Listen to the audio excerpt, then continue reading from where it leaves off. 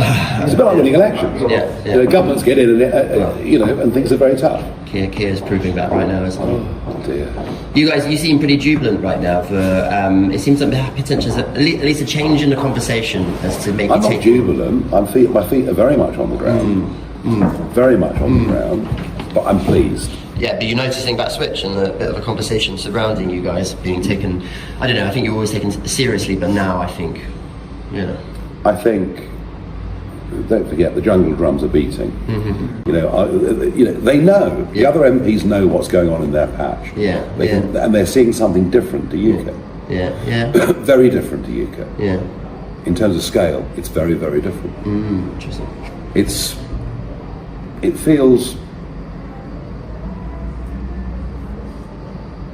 feels 3 times the size UKIP ever was. Nigel Farage's Reform UK has delivered a stinging blow to Keir Starmer's Labour Party, snatching the Milton Regis ward seat in a dramatic by-election upset. With 33.9% of the vote, Reform UK turned discontent into a clear mandate, underscoring the growing frustration with Labour's inability to address voter concerns. Youthful victory marks another blow for Labour as Reform UK surges at just 18 years old. Kieran Mischuk has made history as Reform UK's youngest councillor, clinching the Milton Regis ward seat with 272 votes. His victory isn't just a milestone for the party, it's a political earthquake for Keir Starmer's Labour Party.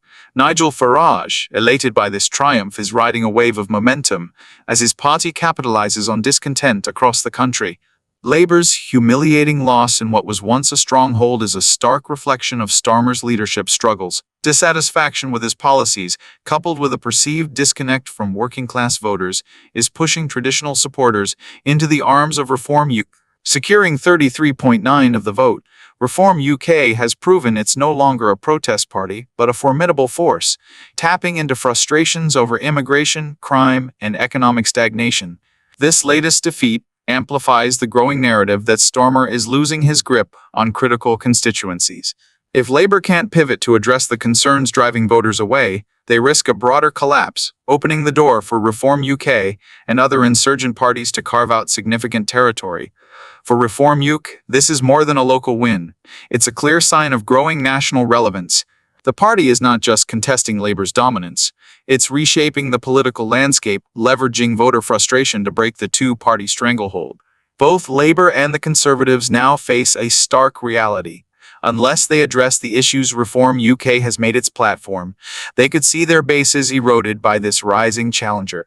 Nigel Farage has made a direct appeal to Britain's younger voters, launching an exclusive membership deal for those under 25 to join Reform UK for just £15, labeling it a revolution in British politics. Farage is clearly setting his sights on energizing the next generation of political activists. This strategic move isn't just about numbers. It's about momentum. Reform UK's pitch to young voters comes at a time when traditional parties are struggling to connect with younger demographics. By offering an affordable pathway into politics, Farage is betting on the disillusionment of young Britons with the status quo, positioning Reform UK as the party of fresh ideas and real change.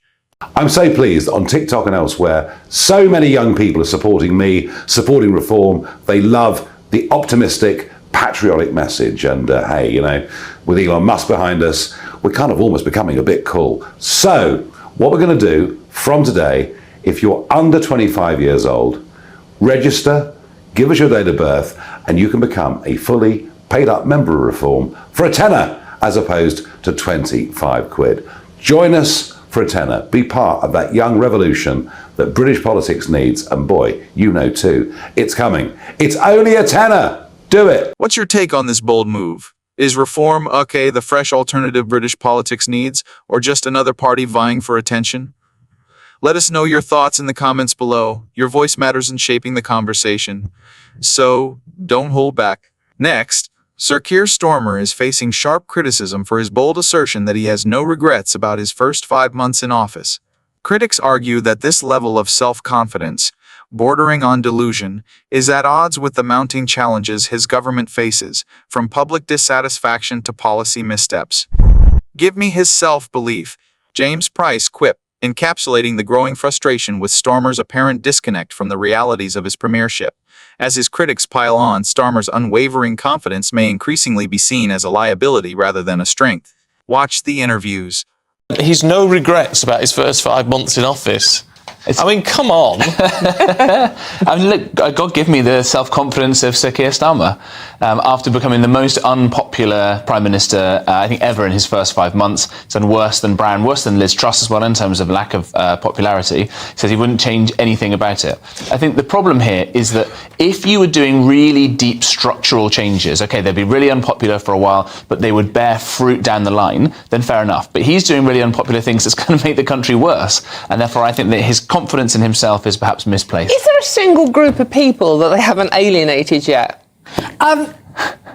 Possibly the young. Possibly. No, because, I mean, you know, education, tuition fees. They've put up tuition fees by a tiny amount, and they're going to review. But they still said they wouldn't. No, they didn't. No, they didn't. They really did not say they were not going to put up. They did when they were campaigning to get elected? No, Keir made an error in when he was campaigning to be Labour leader, but when being elected, there was no question that tuition fees were going to have to go up, and there is a review. I mean, what they have done, which I think is really important, and we keep forgetting, is they put up the minimum wage, which for young people is a lot of, and it's particularly, you know, for people who are less skilled, who are going to go into the minimum wage, and it's good for the economy because people on low incomes spend it. There's a few other groups he's not upset as well. The Chinese Communist Party, very happy. Keir Starmer's tenure as Prime Minister is teetering on a knife's edge, encapsulated by James Price's cutting remark and a deeply divided public perception of his leadership. His unwavering self-confidence, while a double-edged sword, projects decisiveness in a time of uncertainty. Yet, for many voters, it smacks of arrogance, especially given his standing as one of the most unpopular leaders in recent history. This misalignment between Starmer's self-assured image and voter sentiment risks alienating undecided constituents and further frustrating his critic. The fallout from his decision to hike tuition fees has been particularly damaging, striking at the heart of Labour's traditional support base, young voters. For a generation that feels betrayed by broken promises, this move has become a symbol of disillusionment with the potential to inflict lasting harm on Labour's credibility. While policies like the minimum wage increase are undoubtedly popular and provide a lifeline for low-income earners, the inconsistency between these measures and punitive education costs raises serious questions about Starmer's leadership priorities.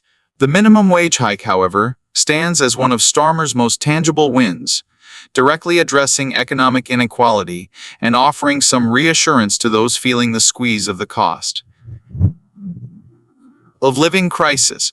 But this policy success highlights the broader challenge: managing trade-offs in a divided political climate. For every step forward, such as boosting workers' pay, there's a step back, like alienating students and young professionals with increased tuition fees.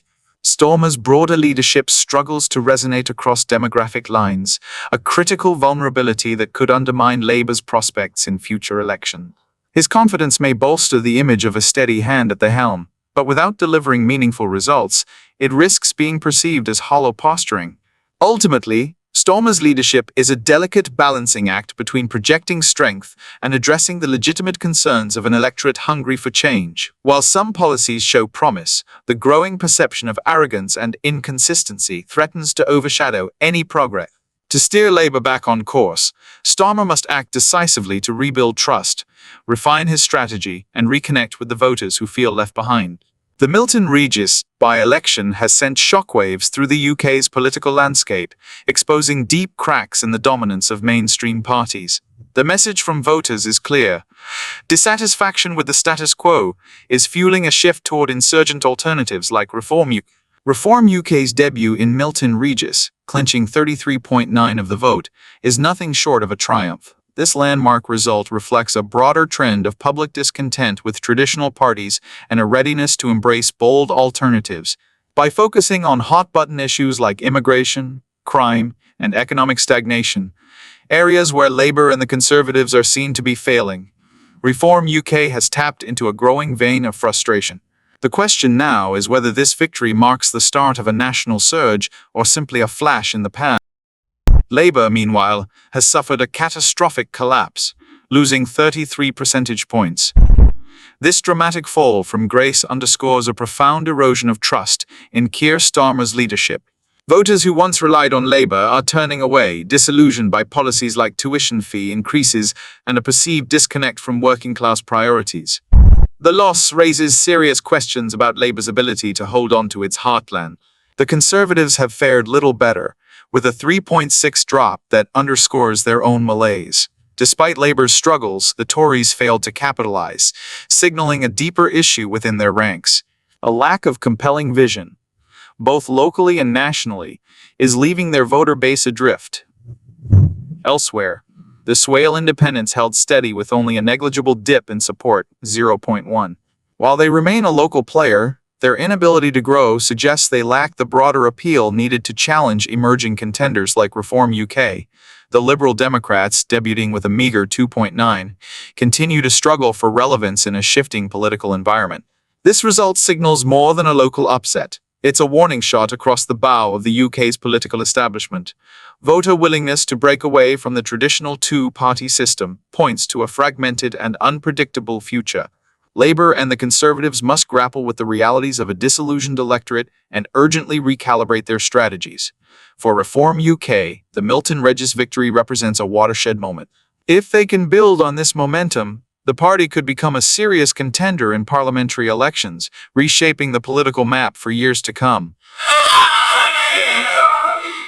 Thanks for watching. Stay connected. Don't forget to like and subscribe to keep up with our latest videos and stay ahead of the curve on the issues shaping our world. For even more, join our free Telegram group, link in the description, for uncensored, no holds, barred discussions on the topics that matter most. Be part of the conversation. Your voice counts.